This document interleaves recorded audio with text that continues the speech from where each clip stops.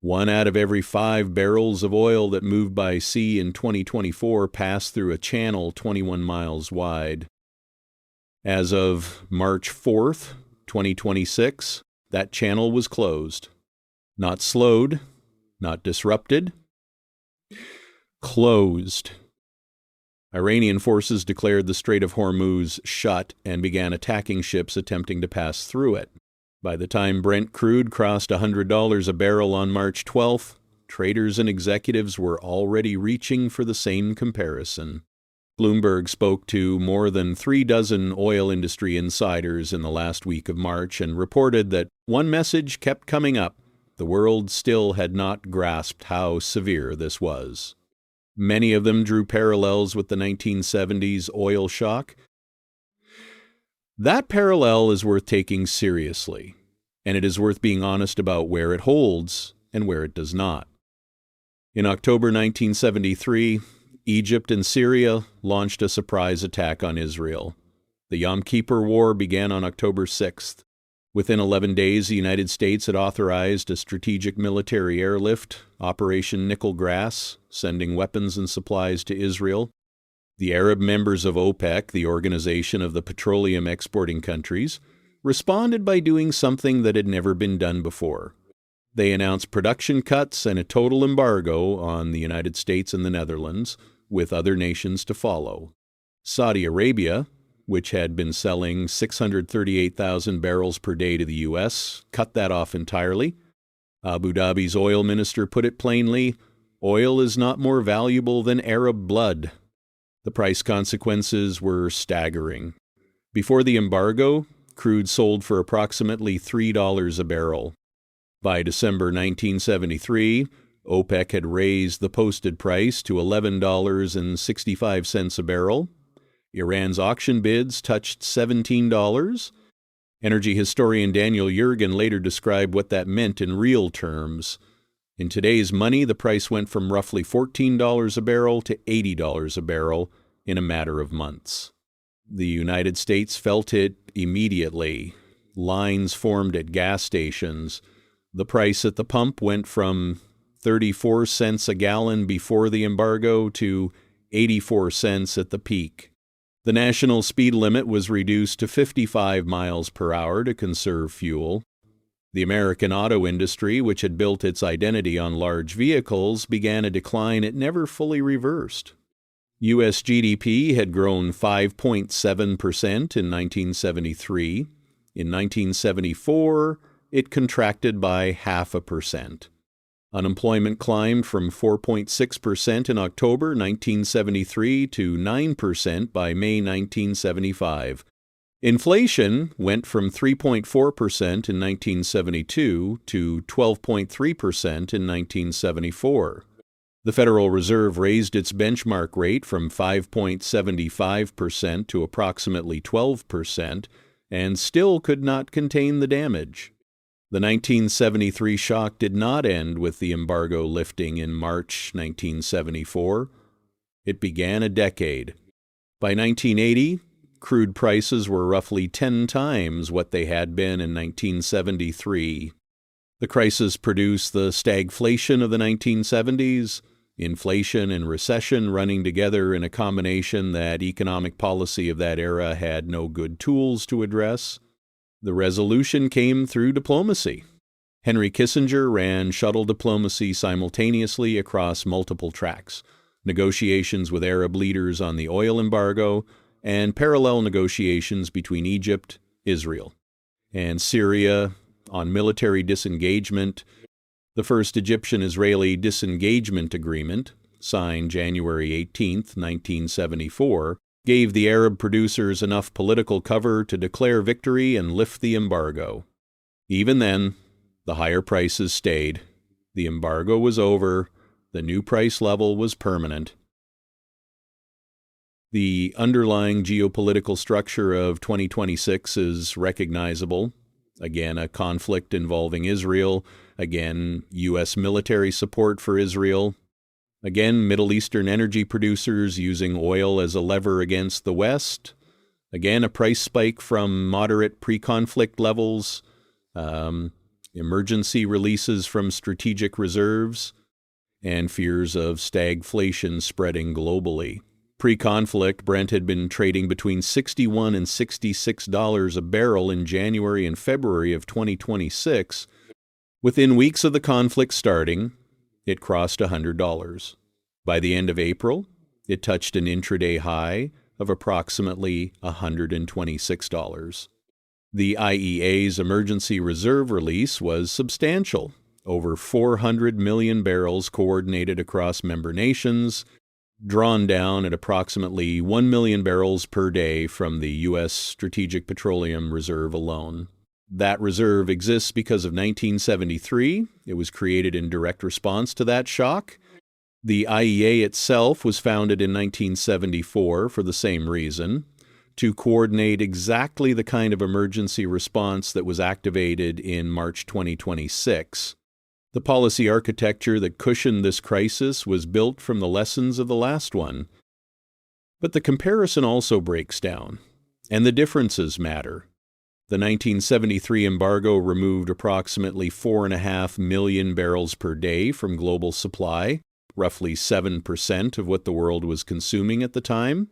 The 2026 Hormuz closure removed approximately 14 to 20 million barrels per day at its peak, by IEA estimates, 3 to 4 times as large in absolute volume, roughly 14 to 20% of global consumption. IEA Executive Director Fatih Birol called it plainly the largest supply disruption in the history of the global oil market. The 1973 comparison, if anything, undersells what happened in 2026. The mechanism is also fundamentally different. In 1973, a cartel made a political decision to selectively cut off specific countries. That decision could be worked around and was, partially. Oil is fungible. If Saudi Arabia would not sell to you, you could find a different seller even at a higher price. The embargo leaked. Third-party intermediaries moved barrels around the restrictions. A military choke point cannot be routed around. The Strait of Hormuz is the only exit from the Persian Gulf. Iraq, Kuwait, Qatar, none of them have pipeline bypasses. When Iranian forces closed the strait and began attacking ships, 46 total attacks confirmed by the International Maritime Organization, 14 seafarers killed, the oil was simply stranded. By April 9th, 230 loaded oil tankers were anchored inside the Persian Gulf with nowhere to go. Saudi Arabia and the UAE together can move approximately 8.5 million barrels per day through alternate pipelines to Red Sea and Gulf of Oman ports. Against 15 to 20 million barrels that normally transit by ship, that bypass capacity covers less than half. There is also a 2026 dimension that 1973 had no parallel for at all. Approximately 20% of global LNG, liquefied natural gas, transits Hormuz primarily from Qatar. Qatar is 93% dependent on the strait for its exports. Unlike crude oil, LNG requires specialized terminals and ships and cannot be easily redirected. European natural gas prices, as measured by the Dutch TTF benchmark, nearly doubled to over 60 euros per megawatt hour by mid-2026, recalling the 2022 energy crisis. The 1973 shock hit oil, the 2026 shock hit oil and gas simultaneously. One more difference. The United States in 2026 is not the United States of 1973. In 1973, the U.S. was a net oil importer with no surplus production capacity, fully exposed to a cutoff. In 2026, the U.S. is the world's largest oil producer. U.S. crude exports hit a record 6.44 million barrels per day in the week ending April 24th, 2026. For the first time in EIA recorded history, U.S. net petroleum imports turned negative.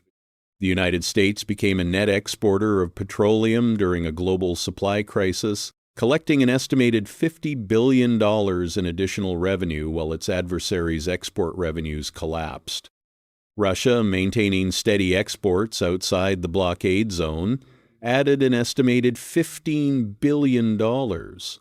All Persian Gulf exporters saw large revenue declines.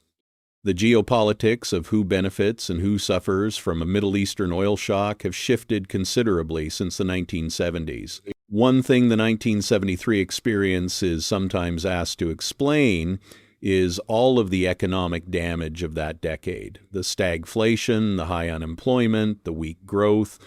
That attribution is too simple. Federal Reserve economists and economic historians have argued for decades that the inflation of the 1970s had deep pre-existing causes. The collapse of the Bretton Woods fixed exchange rate system, dollar devaluation, already elevated industrial inflation before October 1973, and Federal Reserve policies that allowed inflation to take hold. The oil shock was a trigger applied to a system already running hot. The 2026 crisis arrived in a different macro context, and whether the inflationary consequences are comparable remains genuinely uncertain as of late June. Here is where things stand now.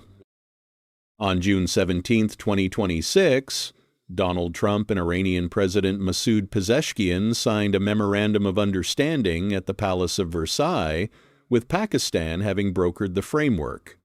The U.S. agreed to lift its naval blockade of Iranian ports. Iran agreed to reopen Hormuz. 3 days later, on June 20th, Iran reclosed the Strait, citing Israeli strikes in Lebanon as a violation of the ceasefire. As of June 27th, the U.S. Navy announced a widened transit route near Oman, effectively signaling a challenge to Iranian control without formally declaring the agreement dead. Commercial ship traffic reportedly increased despite the reclosure announcement. Brent was trading between $76 and $80 a barrel, down sharply from April's peak, but still well above pre-conflict levels. EIA Administrator Tristan Abbey stated it clearly, "Just as we had never before seen the Strait close, we've never seen it reopen. What exactly that looks like remains to be seen. Full restoration of flows will take months." There is an additional complication that has no diplomatic solution. Reports have emerged that Iran lost track of mines it planted in the Strait. Even if Iran is willing to reopen the waterway, it may not be able to guarantee safe transit until mine clearing operations are complete. The 1973 embargo ended with a signed disengagement agreement, a lifting of the embargo, and higher prices that stayed. The political resolution, however imperfect, held. The 2026 crisis has a signed agreement and a reclosed strait, and 46 confirmed ship attacks and a U.S. Navy asserting transit rights by practice rather than by declaration. The EIA does not expect full normalization of Hormuz traffic before early 2027. What the 1973 parallel offers is this. The emergency architecture works. The IEA releases. The Strategic Petroleum Reserve. The coordinated response. These mechanisms were purpose-built from the lessons of 1973, and they functioned in 2026. The price shock was severe, but it did not become uncontrolled. And in 1973, once the political preconditions were met, the embargo ended relatively quickly. What the 1973 parallel cannot tell you is how a military closure of a physical choke point ends when the political settlement is fragile. When one party has laid mines it may have lost track of, when a third party can restart hostilities by its own decisions, and when the waterway in question carries not just crude oil but a fifth of the world's liquefied natural gas. The 1970s gave the world a vocabulary for energy shock. The 2026 crisis has already exceeded every parameter in that vocabulary, and it is not over yet.